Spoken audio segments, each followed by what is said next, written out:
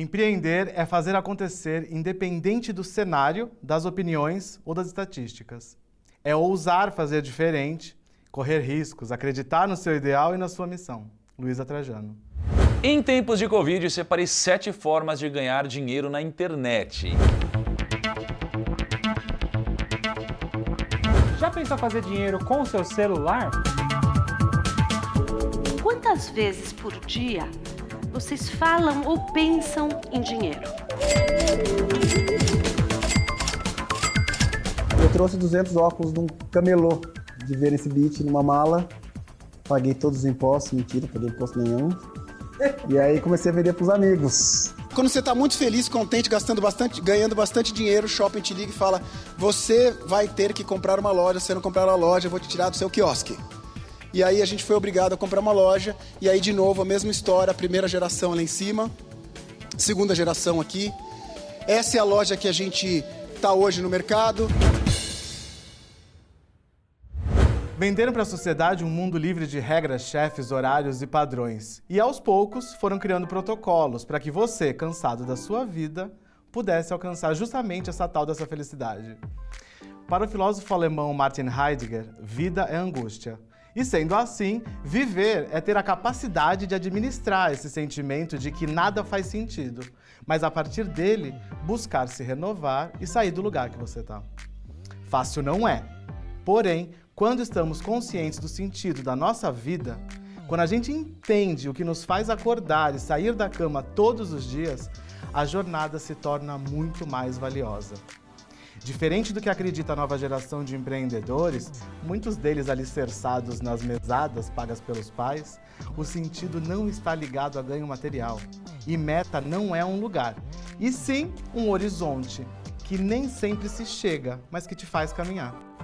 Em meio a tantos cargos e nomenclaturas, não é incomum aquele amigo que se intitula CEO da empresa que só ele trabalha, ou aquele outro que se diz presidente da empresa com 4 funcionários.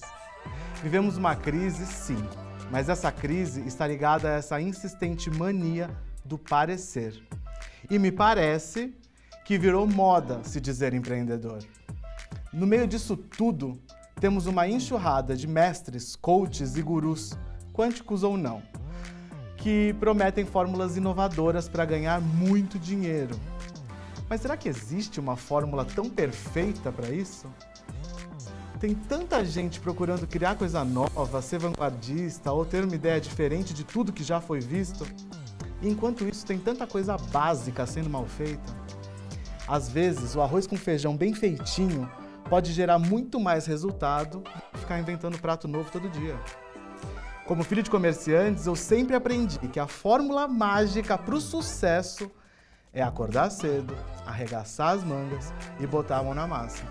Porque se eu não fizer por mim, ninguém vai fazer.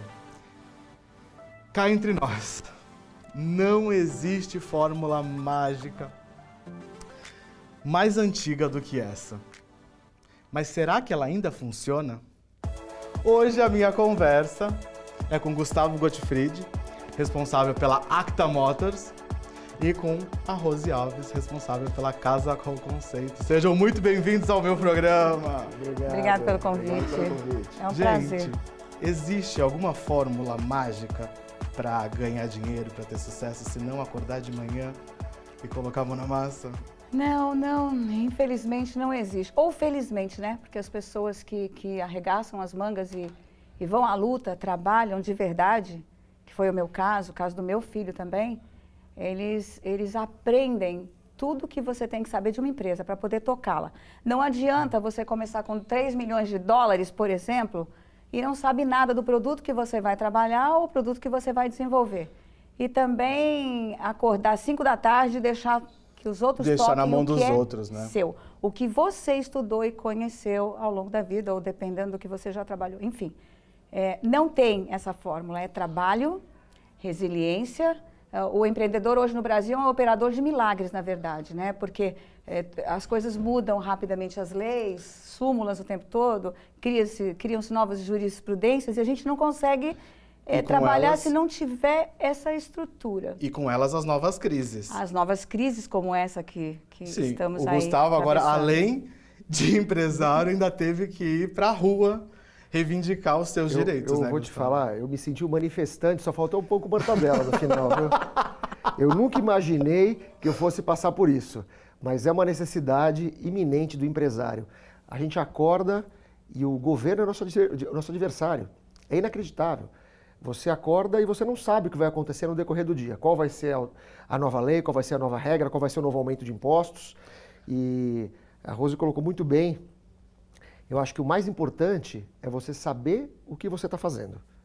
Porque não adianta você ser capitalizado se você não sabe o que você está fazendo. Você não entrega segurança para o seu consumidor, para o seu cliente, você não consegue fazer um trabalho bem feito. Então, para quem quer começar e quer ter sucesso, antes de mais nada, faça o que você goste e aprenda a fazer antes de começar. A tua mãe mesmo, numa entrevista que ela deu para a Studio Box há muitos anos atrás, ela falou exatamente essa frase e me marcou muito. Tipo, quem faz o que gosta, quem trabalha com o que gosta, não trabalha nem um dia na vida. É verdade. Isso é muito importante. E as duas empresas, esse ano, fazem 10 anos.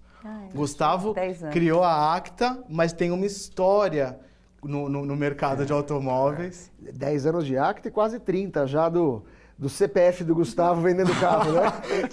Você tinha uma revenda, né? A Personal. Antes da Personal tive um Lava Rápido que vendia carro. Enfim, comecei aos 17, né? Você arregaçou as mangas e foi, né, Gustavo? Vou te falar, eu fui louco. E meu pai mais louco de deixar. Porque, imagina, eu com 16 anos, com 16 para 17 montei uma loja de carro, fui emancipado. Imagina, hoje a molecada de 16 anos está no videogame. No momento em que você resolveu inaugurar a primeira loja Acta, tal, que foi em São Paulo, Osasco. Em Osasco, você não teve nenhum tipo de receio? Porque até então a Kia hoje tem uma proporção no Brasil diferente do que ela teve, do que ela tinha há anos atrás, há uma década atrás, né? Sim. Você não ficou com nenhum receio de, meu Deus, essa marca agora é o momento? Mike, é o seguinte, eu digo que o empresário brasileiro, ele anda em cima de uma linha tênue entre a coragem e a loucura. Essa é a grande verdade. O empresário, ele é muito corajoso e ele também tem que ser um pouco louco. E talvez há 10 anos atrás eu tenha sido mais louco do que corajoso e era meu sonho ter uma concessionária, porque eu vinha do mercado multimarcas e a gente queria representar uma marca. E a Kia já estava numa posição muito boa, já fazia as propagandas da novela, tinha acabado de lançar o Kia Soul. Então eu fui de cabeça, para você ter uma ideia, eu nunca nem tinha ido para Osasco, eu não sabia nem onde é que ficava. Gente. Mas era um lugar que estava disponível para montar uma operação. E eu fui. Só depois de 5 anos eu consegui vir para Santos. Porque até então a marca era representada por um outro grupo na Baixada. O empresário santista, ele tem o DNA santista. É aquela história. Seja numa loja de móveis, seja numa concessionária, seja numa loja de vestuário, é legal você prestigiar. O Santos é meio bairro. E é legal você falar, por exemplo, eu quando vou comprar meu móvel, eu vou comprar com o Alfredo.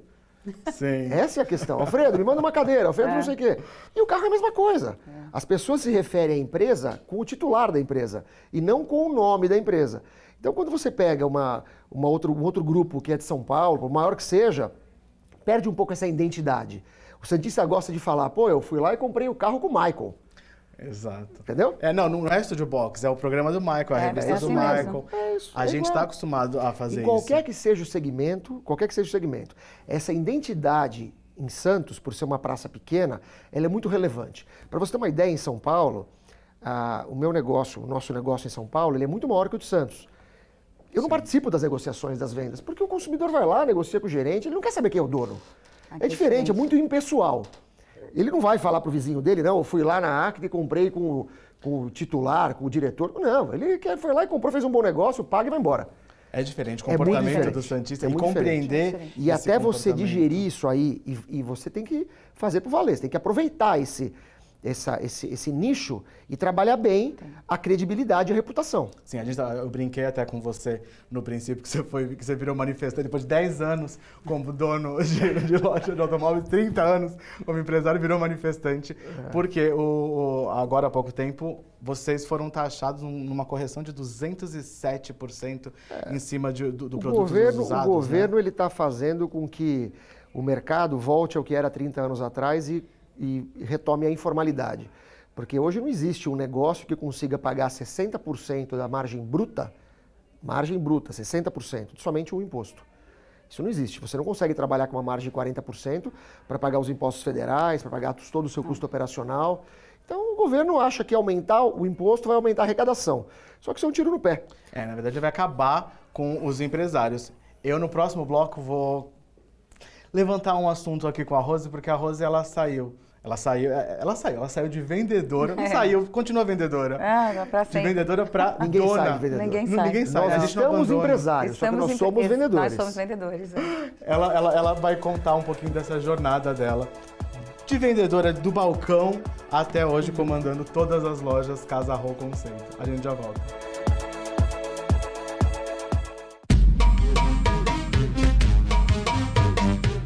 Já faz 1 ano que a vida mudou. Alguns estão distantes por amor.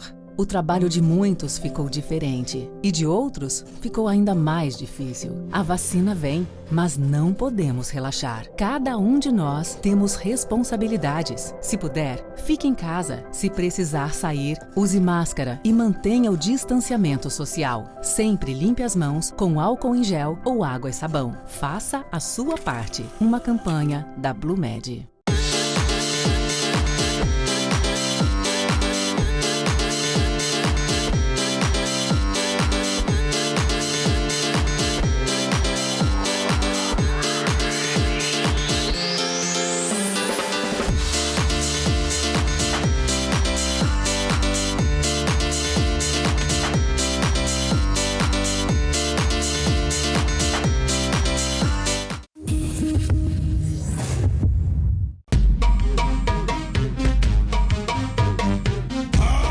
Conforme eu falei, eu vou bater um papo agora mais íntimo com a Rose, que é responsável hoje pelas lojas Casa Rô Conceito. Sim.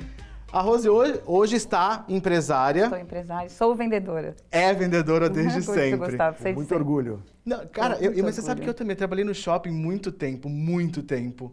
E até hoje eu me vejo vendedor e eu tenho, às vezes eu vou comprar alguma coisa no shopping e eu mal fico tipo, quero passar o cartão. Mas é o melhor aprendizado que a gente tem, porque você está direto com o cliente, trabalhando o cliente, você vai entendendo as necessidades dele, de que maneira você tem que tratar esse cliente. Então eu tenho muito orgulho mesmo, tanto que a minha empresa hoje é familiar. O Alfredo é meu sócio, que todo mundo conhece aqui, hoje está à frente de tudo. Estou mais agora escondidinha, faço a parte todinha eu faço a curadoria dos móveis, como você disse aqui. Decoração, que é o produto novo, inclusive. Tem a loja nova, Beach Country, mas eu que faço a curadoria toda e arrumo todos os ambientes da loja quando não tem nenhuma amostra. E o Alfredo, então, eu crio uma estrutura para que o Alfredo, então, desenvolva o comercial da empresa, que é justamente... A identidade. E desde pequenininho ele é vendedor, como nós aqui. Mas quando você escolheu que você ia virar empresária, você falou, já deu de vendedora. Não, eu já fui empresária. Com 23 anos eu tinha o Alfredo tem quem puxar, tá? Com 23 anos eu tinha um salão e uma boutique. Né? Na época havia aquela Gato Boutique, tem muito tempo já. As pessoas mais antigas como eu sabem. Eu lembro da Gato. Eu era uma concorrente da Gato. Eu tinha uma boutique bacana e um salão de beleza. E aí foi indo, fui mudando, fazendo eventos de decorações pelo Brasil todo, para alguns empresários. Eu trabalhava para eles. Então, eu vendia esses espaços e fazia em grandes capitais aí, pelo Brasil todo. Só que com o tempo, os filhos vieram e aí eu não podia ficar viajando tanto tempo. E um dia uma amiga falou, Rô, vem trabalhar na minha loja de móveis. Eu vendo sonho, eventos, né, mídia. Eu não trabalho com um produto assim que você tem que... Né? O produto final. Produto final, e eu não conhecia nada de móveis. Isso tem 20 e poucos anos. E aí, então, vem que eu vou te ensinar. Rapidamente eu parei de perguntar, porque tudo é estudo, tá? Você tem que arregaçar as mangas, você tem que conhecer o produto, tem que trabalhar muito, abrir mão de muita coisa como eu abri, inclusive de estar presente com os meus filhos muitas vezes, festas de escolas, e para que eu chegasse até aqui, para que pudesse dar um futuro para eles. Hoje a minha empresa é familiar, eu tenho 2 meninas trabalhando para mim, o Alfredo é meu sócio, e elas estão como vendedoras, para que possam aprender também, da mesma forma que eu aprendi, para um dia tocar em empresa. Então, quando eu trabalhei para eles, o Alfredo trabalhava numa empresa de telefonia, e ele sabia que eu estava muito chateada, porque eu queria implantar, eu queria que a loja fosse minha, eu tinha ideias que eu passava para os proprietários dessas lojas, e eles achavam que não estavam com nada, né, na verdade. E aí eu ficava presa, aquilo me fazia chorar. E o Alfredo trabalhava perto da senadoria, todos os dias na hora do almoço me via. Nós sempre fomos muito, assim, bem ligados mesmo, bem próximos. E um dia ele falou, por que você está chorando? Eu falei, porque eu quero sair daqui. Eu quero fazer... Eles não sabem nada, imagina. Eles que te ensinaram, mas eles, no caso, não sabem nada. Eles não sabem nada. Isso aqui pode crescer, eles não deixam, enfim. Um dia o Alfredo me ligou e falou, mãe, tem uma loja de 50 metros. Eu vi uma loja de placa. móveis. Não, era uma lojinha de decorações. Tinha sido de cama, mesa e banho e tal, na Senador. Ligou, vamos alugar, vou pedir demissão, eu também. Foi uma coisa como ele disse agora, você tem que ter muita coragem. E eu tinha muita disposição, tinha muito, modéstia à parte, tinha muito bom gosto. Eu gosto muito de trabalhar isso, sim, né? E eu estudei bastante mesmo para isso depois. E aí ele falou, vamos fazer essa lojinha de decorações aí na Senador? E aí os meus patrões na época falaram, não vai dar certo isso, você vai ter que voltar. Porque você não vai conseguir. Sem dinheiro... E uma lojinha pequena, sem dinheiro... Para você ver como sem dinheiro você consegue. Eu até hoje estava de manhã lá na Peugeot e a Cris estava falando que vocês são referência dentro da Peugeot. Vocês têm números super incríveis dentro da marca, sim, fazendo a marca performar e reinventando o próprio negócio e fazendo com que a marca também desenvolva na região. Isso foi também uma outra missão, sem né? dúvida, uma marca que ficou 3 anos sem representação em Santos, desde 2015 a 2018, praticamente você não tinha concessionária. Então é difícil retomar, porque a hora que você tira uma representação numa praça, o consumidor fica um pouco desgastado, porque não tem lugar para fazer revisão, fica meio desconfortável. Então a gente teve que, como objetivo, retomar essa credibilidade. E aí que a gente entrou incisivamente com a nossa credibilidade, com o trabalho que a gente já fazia com a Kia. E aí, sim, as coisas fluem naturalmente. Quando você faz a coisa com transparência e amor, anda. Isso, exatamente. A gente passou por um momento agora, que é o momento... É engraçado a gente falar no passado. Estamos passando por esse momento da pandemia. Todo mundo teve que se reinventar. Todos nós. A forma de fazer comunicação, a forma de vender. Todo mundo foi impactado. E esse é um assunto que a gente vai abordar no próximo bloco, porque teve muita solução aí para ser dada para esse problemão que a gente está vivendo. A gente já volta.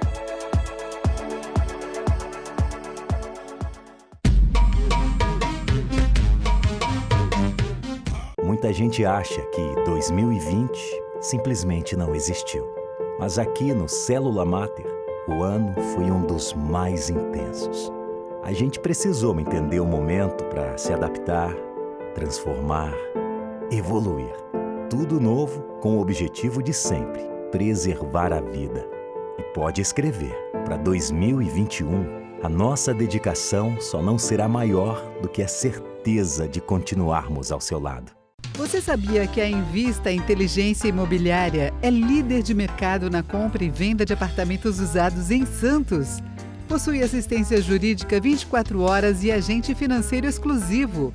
Com 3 gerentes e mais de 40 corretores, se você quiser vender ou comprar o seu imóvel, chame a Invista Inteligência Imobiliária. Telefone 3040 5050. Acesse nosso site invistaii.com.br.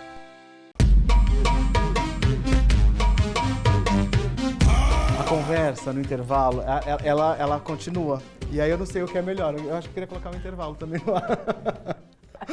A gente estava conversando sobre a história da Casa Rô, e aí a gente entrou no assunto do diferencial, né? Que não é o produto, é a maneira com que você vende esse produto.